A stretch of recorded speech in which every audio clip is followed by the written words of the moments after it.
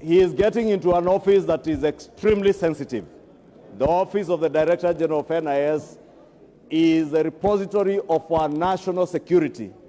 Honorable Speaker, I am certain that the committee during vetting did engage with him in depth, and definitely knowing that matters security are not matters to delve into in depth.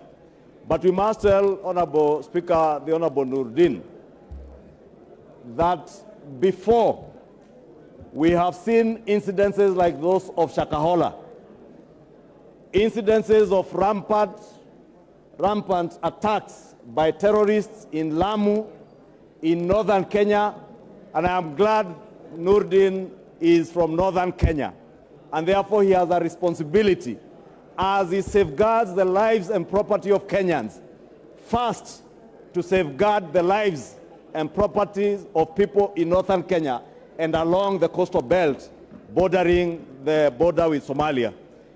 Honorable Speaker, we are all in the East African region, Greater East African region, in very unsafe regions in terms of security.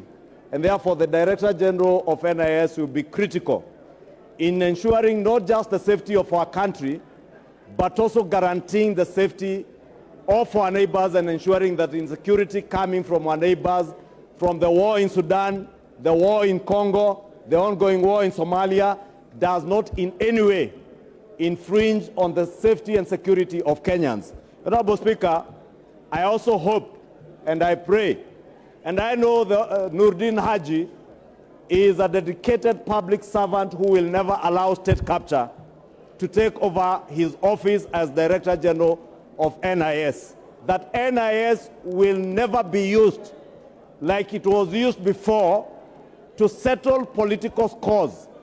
That the Honorable Junet Mohammed will feel safe, just as I will feel safe with Noordin Haji holding the office of Director General NIS. And I want to pray and wish him well, and pray that the House will this afternoon approve Noordin Haji as our next Director of NIS. Wishing him well and hoping that he will act to ensure that he ignites intelligence services right at the sublocation level, that never again will Kenyans experience the Shakahola kind of tragedy that we have experienced, where over a period of more than 10 years, Kenyans have been killed and their bodies buried in a forest in Malindi, in Shakahola. And Honorable Speaker, you must ask yourself, there are chiefs, there are intelligence officers in Malindi, in Kilifi, in Shakahola. Honorable Speaker, you remember in the last 5 years, it was said hundreds of people disappeared, and forced disappearances and extrajudicial killings. And Honorable Speaker, we have asked elsewhere, is it possible that those who are subjected to extrajudicial killings under the last regime are part of those who are buried in Shakahola?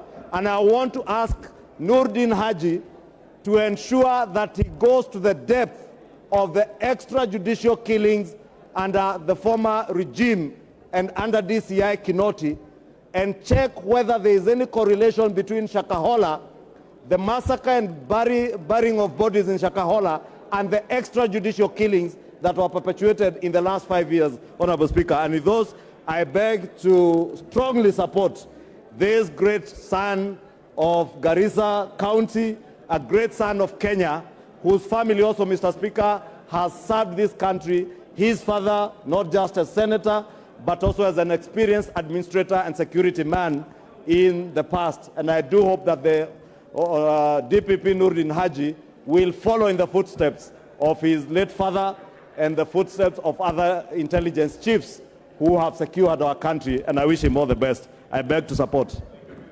Honorable Zamzam, Mombasa.